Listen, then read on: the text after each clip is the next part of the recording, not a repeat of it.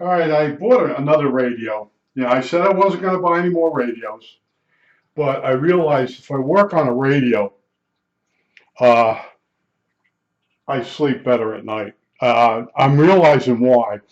If you look at your notepad or your computer screen, it's blue in color, and that blue is like a cup of coffee. So in other words, you're watching a movie, you're trying to relax, but really the blue is making it hard. You'll start yawning. You'll be tired. As soon as you go into bed and lay down, you won't be tired anymore. And that's what I found out. But notice how well this is packed. This is a Radio Shack, a long distance radio.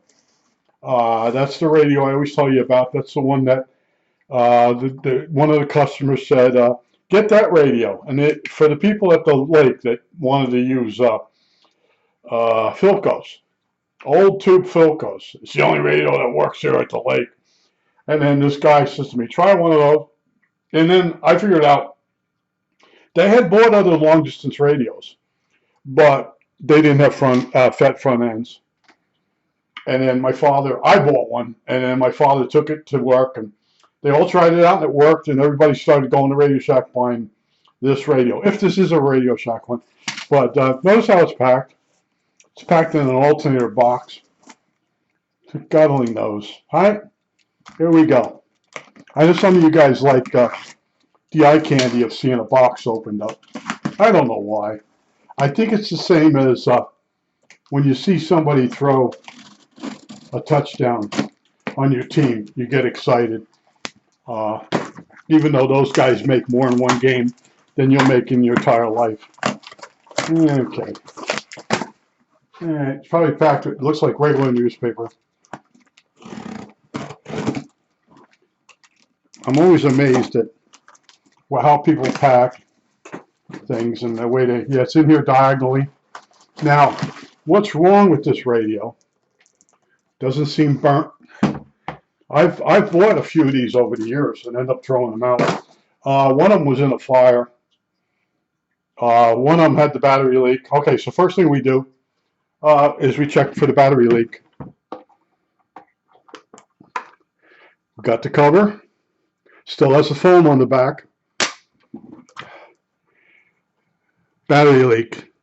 The battery leaked in the radio. See, this is eBay at its best. This will probably end up going in the garbage. And somebody will go, oh, send it, I'll take it. Yeah, you'll take it, all right.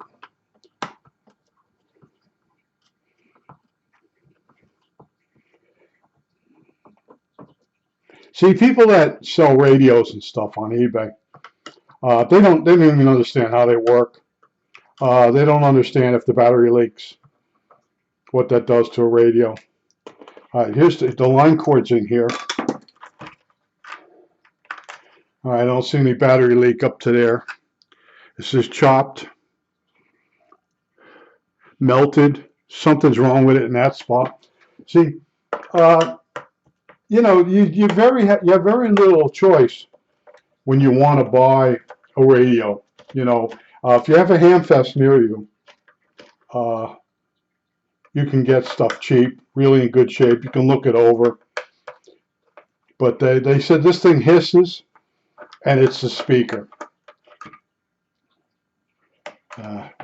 So when I read that, I'm like, well, you know, it doesn't matter. You know, they at least should know about the battery leaking. They don't realize I'm going to go in and give them a bad review. And then they'll probably take some money off the radio. Or tell me send it back. That's the worst. When they notice I know where all the screws are. I've done enough of these. A lot of times you'll get one, and all right, that screw don't want to come out.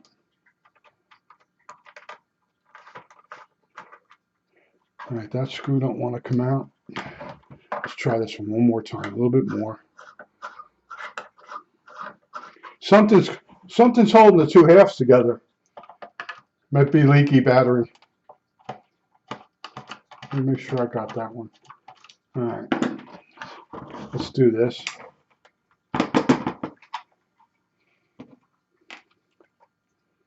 That one's done. That one's done.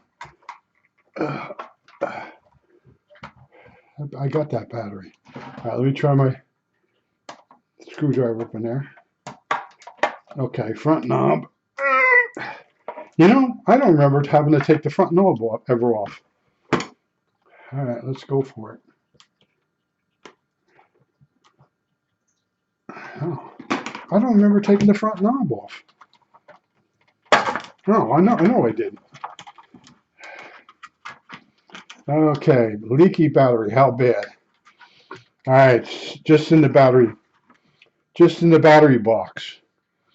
Okay, now the other thing you check is these slide controls. Let's see how I'm in the frame. You check these. These are working. I have one that this switch, this is pretty good. I have one that this switch just bounces around. All right, let's throw some power on it. Yeah, they said it hisses. Oh, and you got to check the ferrite rod. Doesn't seem to be broken. See, those are the things. And this one here, this Radio Shack uses a plastic. Let me make sure I'm in the frame. This is a plastic tuning capacitor compared to some models of radios. And I showed you on that one that what the hell was the name of that company? Okay, I forgot the name of it now. Not Winegard, but the company. It went bad. It got scratchy. Okay, so we're on. No, maybe not.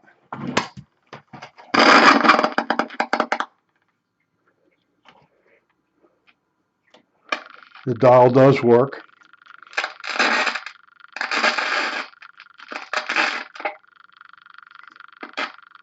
All right.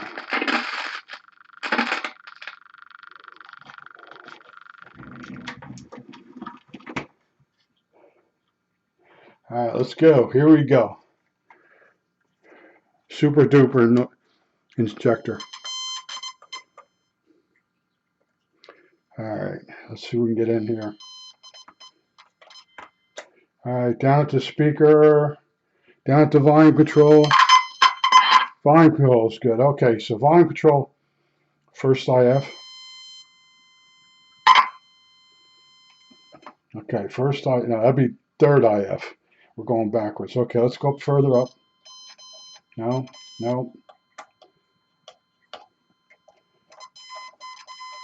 Little bit of sound, very little. And this is the oscillator. After that'd be the first IF. This is the second IF. Okay, so we got probably some bad capacitors in here. Got very low gain, but you know, I think I can fix the battery box. I'll make a new connector. I've done that before. It's when you open the radio up and you find the acid all through the radio. That goes right for the garbage. You know, and then I save some of the circuit boards, maybe the antenna, but I'll work on it. You know, loosen all the screws. And what's annoying with this radio is when you lift up the circuit board, you have to redo the dial cord. All right. Yeah, they said it was a speaker. Nothing.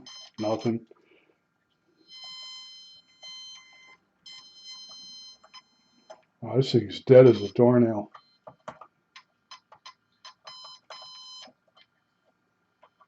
Yeah, only if you go towards the very output of the radio do you get something, like the volume.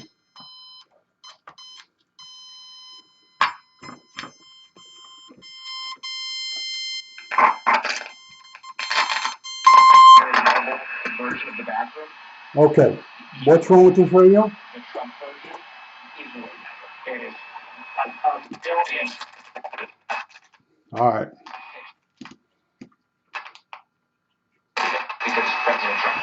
All right, diagnosis, volume control. They said it was the speaker, the volume control. Now, I don't remember if I took one of these apart. There is a block there and that. All right. I think it comes out. The black plastic comes out through the front of the case. Anyway, the slide volume control is bad, not the speaker. All right. You know, I don't. Shango can do this stuff online or live. I don't like doing it live, but I just want to show you. I bought one of these because, as far as DXing, this is the standard. Anything anything better than this, you're talking something pretty good. Let me point out to you real quick the parts in here. This is the RF amp tuned tuned coil. Am I in the frame? Yeah. Well, anyway, when you tune this capacitor, this ferrite rod tunes into the station. Then the signal goes through a transistor, or in this case a FET. The output goes through this coil, which is tuned with this capacitor. So both the antenna and the RF amp coil, are tuned together. And then that signal goes to a mixer and local oscillator. Here's your local oscillator. It's got the red, all right, the red thing. This is an 1IF with, there's only two IFs in this radio. This IF has a crystal inside of it, a 455 on this side. And then this is your final IF, and that goes to your detector diode and off to your amplifier. And this radio here, I don't see the output transformer. So I don't know what model this is. I know some of them have an IC in it. Some have push-pull. I don't know. But I'm just telling you, the problem is the volume control. See, this is why I don't like really buying radios. Now I have to decide, do I want to change all the capacitors in it? And looking at it, it's got those dome transistors in it. I have the newer model of this. That's what I showed you the other day. And that works pretty good, but it's got some bad switches on it. And you got to expect that. Anything this is 50 years old. So, be 75, right? Well, let's say 1973.